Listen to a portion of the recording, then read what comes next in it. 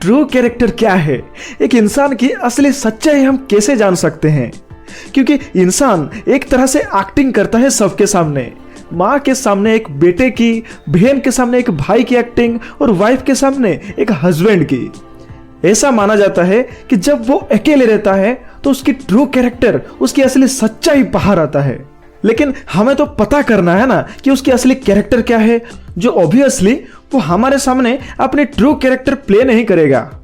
सो ऐसा कब और कैसे हो सकता है कि किसी की भी ट्रू कैरेक्टर हम जान सकते हैं? और दूसरी बात है हमारा behaviour.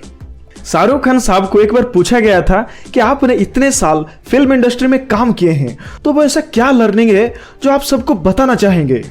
Do unto others as you want them to do unto you. जैसा आप उनके साथ व्यवहार करोगे, दुनिया आपके साथ वैसा व्यवहार करेगी। बहुत सही बात। तो वो बोलते हैं कि सबके साथ उसी तरह से बर्ताव करना चाहिए जैसे हम चाहते हैं कि कोई और हमारे साथ करे। कुछ लोग हैं जो सबके साथ बहुत अच्छे से बर्ताव करते हैं, लेकिन हर कोई नहीं कर पाता। तो इसके पीछे क्या रीजन हो सकता है कि क्यों कुछ लोग सबके साथ अच्छे से बर्ताव नहीं कर पाते?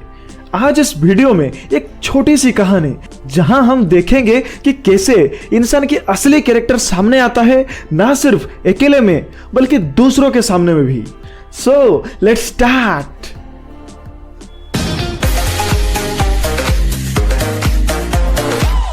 कुछ साल पहले की बात है। सुरेश जी अपने बीबी और बच्चे के साथ बनारस में रहते थे। उन्होंने काफी साल मेहनत करके काफी पैसा बनाया था, लेकिन दुख की बात है कि अचानक हार्ट अटैक की वजह से उनकी बीबी की डेथ हो गई। अब उनके बेटे की उम्र सिर्फ 5 साल था, तो उन्होंने दोबारा मैरिज करने की सोचे ताकि उनके बेटे नबीन की अच्छे से परवरिश हो पाए। तो ऐसे ही हुआ, उनकी दूसरी शादी भी हो गई। लेकिन धीरे धीरे उनको ये महसूस होने लगा कि उनकी बीबी जो है वो इतना लॉयल नहीं है। तो उन्हें डर लगने लगा कि अगर उनको कुछ हो जाए तो उनकी बीबी सारा का सारा पैसा लेकर कहीं भाग जाएगी और दूसरी शादी कर लेगी। सुरेश जी अपने बेटे नवीन को बहुत प्यार करते थे और वो नहीं चाहते थे कि नवीन के साथ ऐसा कुछ हो। तो उन्हें लगा कुछ तो करना चाहिए। अब उन्होंने अपने सबसे लॉयल सर्वेंट कालीचरण को बुलाया और उसे अपने कमाई हुई धन का एक बड़ा हिस्सा एक बक्से में डालकर जंगल में लेकर छुपा दी। अब वो कालीचरण को बोलते हैं कि कालीचरण, तुमसे ज्यादा लॉयल और ओबीडिएंट इंसान मैंने अपनी जिंदगी में नहीं देखा। अगर मुझे कुछ हो जाए तो ये बक्सा जो हम यहाँ जंगल में रखे हैं वो सिर्फ और सिर्फ मेरे बेटे को ही मिलना चाहिए। और मेरे बेटे को बोलना कि ये सारी पैसों का वो सही जगह पे वाइजली यूज करे। अब टाइम बीतने लगा। सुरेश जी भी अब नहीं रहे। नवीन भी अपनी पढ़ाई पूरी करके घर वापस आया तो देखा कि पैसों की बहुत कमी है, जिसकी वजह से घर की हालात भी ठीक नहीं है। अब उनकी माँ उनसे बोलती है कि बेटा, तुम्हारे पापा अपने पैसों का एक बड़ा हिस्सा कहीं छुपा रखे हैं और अब वो कहाँ है सिर्फ और सिर्फ उनके फेथफुल सर्वेंट कालीचरण को ही पता है। तुम उससे बात करो। तो नवीन उनसे मिलकर जब पैसों के बारे में पूछता है तो कालीचरण बोलता है कि हाँ, वो जंगल में है, चलो लेकर आते हैं। आप दोनों साथ में जंगल गए और जब उस जगह पे पहुंच गए जहां एग्जैक्टली वो बक्सा रखा हुआ था, तो सडनली कालीचरण का बिहेवियर चेंज होने लगता है।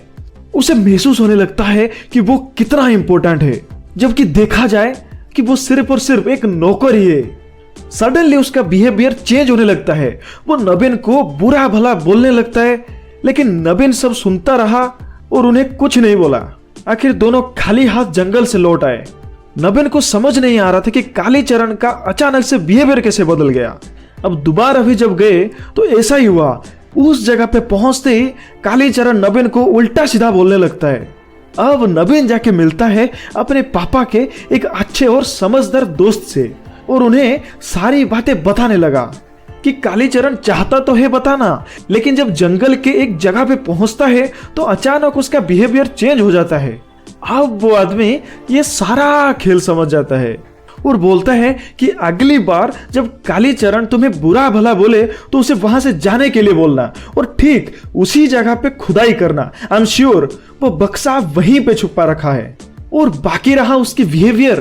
दरअसल कालीचरण का पर्सनालिटी बहुत वीक है, इसलिए जब भी उसे अपने पावर का थोड़ा सा भी एहसास होता है तो वो एहसास उसकी पर्सनालिटी चेंज कर देता है, और जिसकी वजह से उसकी बात करने का तरीका बदल जाता है।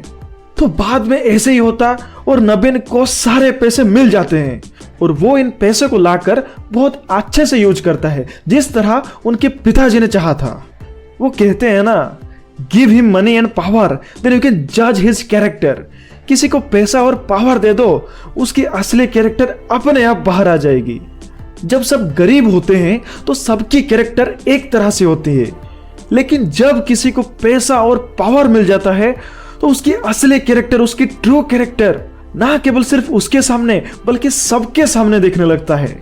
हमें सबके साथ उसी तरह से, उसी तरीके से बात करनी चाहिए जिस तरह हम चाहते हैं कि कोई और हमारे साथ करे, चाहे हमें कितने भी पावर या फिर कितने भी पैसे क्यों ना मिल जाए।